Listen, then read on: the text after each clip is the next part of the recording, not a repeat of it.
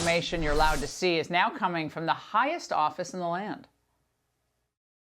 My hope is that Facebook, instead of taking it personally that somehow I'm saying Facebook is killing people, that they would do something about the misinformation, the outrageous misinformation about the vaccine. You shouldn't be banned from one platform and not others for providing misinformation out there. Here now, Pulitzer Prize-winning and independent journalist Glenn Greenwald. Glenn, the biggest shock here, I don't think it's that the modern left thinks they can, use these social media companies as their own truth squads, but that the media seems to be just like whistling past the graveyard on this. Your thoughts?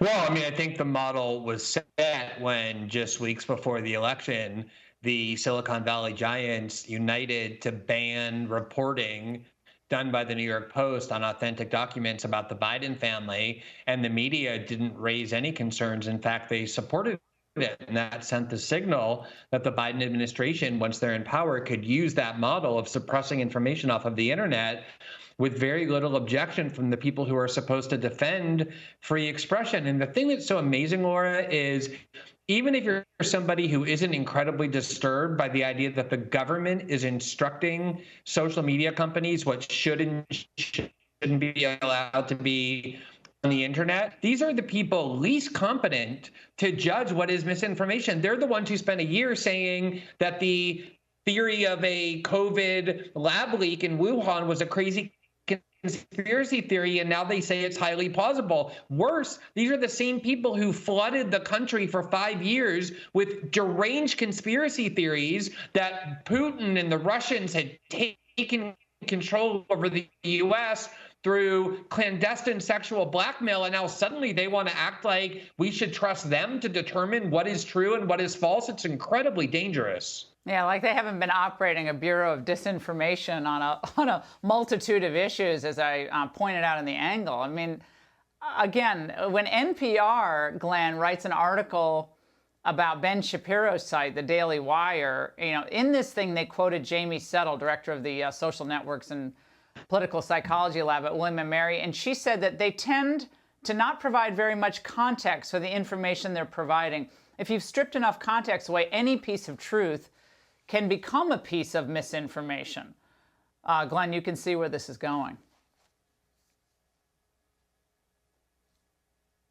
Yeah, I think, the reality of what's going on is that these media outlets are losing their audience.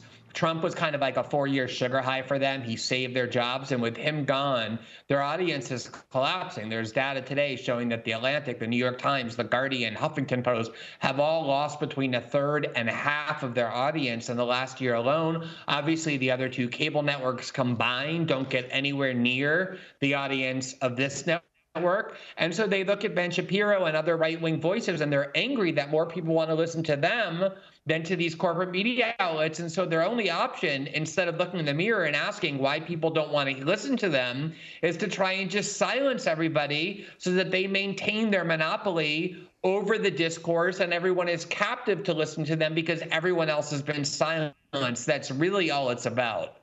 I want to get back to a point that I had made a few minutes ago.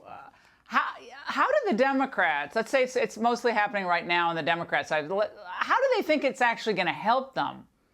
It's like none of these questions, whether it's about kids and masks or any of these questions, they're not going to go away, right? So next year in the midterms, the questions are still going to be out there, and it's better to run themselves through the paces of tough interviews, fair interviews, just questions.